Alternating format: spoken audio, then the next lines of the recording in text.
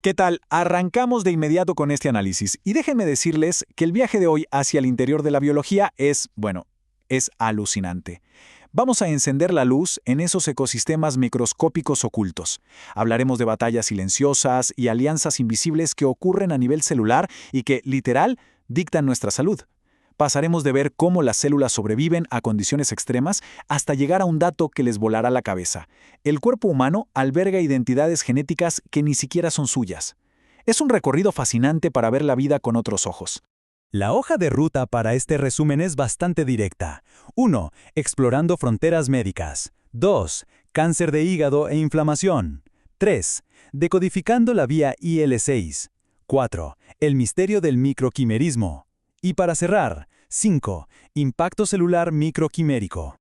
Pasemos a la primera sección. Explorando fronteras médicas. Sobreviviendo a lo invisible. Bien, para calentar motores, veamos un par de datos recientes que parecen de ciencia ficción, pero son totalmente reales. Resulta que un hongo microscópico logró sobrevivir a los intensos protocolos de esterilización de la NASA. Sí, así como lo oyen. Tiene una resistencia tan extrema que, en teoría, podría contaminar Marte.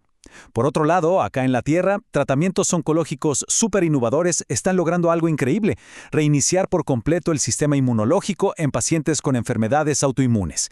Es decir, pasamos de supervivencia interplanetaria a reescribir nuestras defensas internas. ¿Qué nos dice esto? Que las células no son simples bloques inertes, reaccionan, se adaptan y pelean guerras invisibles todo el tiempo. Sección 2. Cáncer de hígado e inflamación. Investigando el colangiocarcinoma. Para entender estas batallas internas, vamos a hacerle un zoom al colangiocarcinoma o CCA para acortar. ¿Qué es exactamente el CCA? Básicamente es una neoplasia, un tumor maligno en el hígado y las vías biliares que es impulsado de forma directa por la inflamación. Imaginemos que factores como los cálculos biliares o infecciones crónicas crean un estado de alerta y de irritación constante en esa zona. Y es justo esta inflamación implacable la que juega un rol gigantesco en el inicio y desarrollo de la enfermedad. Una enfermedad que lamentablemente tiene una altísima tasa de letalidad. Entremos en los detalles más técnicos en la sección 3. Decodificando la vía IL-6, mapeo de mensajeros celulares. Fíjense en la increíble claridad de estas imágenes. Lo que estamos viendo son, literalmente, marcadores visuales de proteínas clave como la interleucina 6, el receptor GP130 y la proteína STAT3. Estos colores tan brillantes no están ahí solo para verse bien. Le permiten a los investigadores mapear el lugar exacto y la manera en la que interactúan estas proteínas dentro del tejido del tumor. Es, digamos, un mapa indispensable para entender cómo se comunican las células tumorales. Y al medir estos marcadores, nos topamos con una sorpresa enorme. A ver, la lógica nos diría, si sabemos que la vía IL-6 promueve el crecimiento del tumor, pues debería haber muchísima IL-6 en los tejidos tumorales, ¿no? Pues resulta que no. La investigación muestra que la expresión de IL-6 es de hecho menor en el tumor comparado con el tejido normal. Pero, por otro lado, la proteína STAT3, que actúa como activadora de las señales celulares, sí muestra una expresión mucho mayor en los tumores.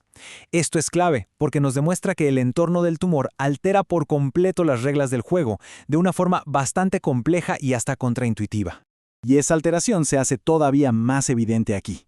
Si revisamos de cerca los receptores y las enzimas que acompañan a estas proteínas, vemos que el entorno celular modifica drásticamente cómo se relacionan entre sí. Por ejemplo, en los tejidos tumorales, el receptor GP130 está fuertemente correlacionado con la proteína JAK2. Sin embargo, en un tejido sano, en un tejido normal, esta relación es apenas moderada. Es decir, las reglas de comunicación entre las células literalmente cambian y se reconfiguran cuando la enfermedad toma el control. Entonces, la gran pregunta: ¿por qué nos importa esto clínicamente? Bueno, importa muchísimo porque estos cambios tienen consecuencias en la vida real. El estudio reveló que hay una correlación inversa con la invasión vascular. En palabras más sencillas, tener niveles más bajos de ciertos componentes de esta vía, como IL-6 y GP130, se asocia con un riesgo muchísimo mayor de que el tumor invada los vasos sanguíneos. Y este es un factor de riesgo gravísimo. Significa un pronóstico más complicado y un impacto directo en la supervivencia de los pacientes. Ya vimos cómo nuestras propias células pueden reprogramarse y generar estos escenarios tan complejos.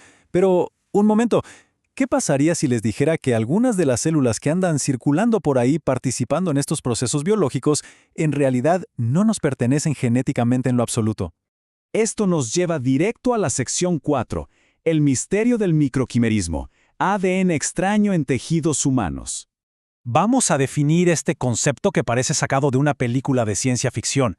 El microquimerismo, en términos técnicos, es la presencia persistente de una pequeña cantidad de células o de fragmentos de ADN ajeno, es decir, de otra persona, alojados en nuestros tejidos o en nuestra circulación. Y no hablamos de días o semanas, sino de años o incluso de toda la vida. Claro, esto puede pasar por una transfusión de sangre o un trasplante. Pero escuchen esto, la fuente más común y natural de este fenómeno biológico es el embarazo. Y lo más loco es que este intercambio no va en una sola dirección. Durante la gestación, el tráfico celular es de doble sentido. Tenemos la transferencia feto-materna, que es cuando células del feto viajan hacia el torrente sanguíneo de la madre. Y también tenemos la transferencia materno-fetal, cuando células de la madre migran hacia el feto en pleno desarrollo. Este intercambio alucinante de identidades celulares puede arrancar tan pronto como entre la cuarta y quinta semana de gestación. Es algo asombroso. Veamos las consecuencias a largo plazo en la sección 5. Impacto celular microquimérico. Una espada de doble filo. Y decimos que es una espada de doble filo por una muy buena razón. Primero, hablemos del lado perjudicial.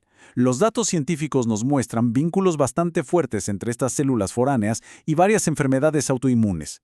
La hipótesis principal es que estas células pueden llegar a desencadenar respuestas muy parecidas a una reacción crónica de injerto contra huésped, como si el cuerpo estuviera rechazando un trasplante.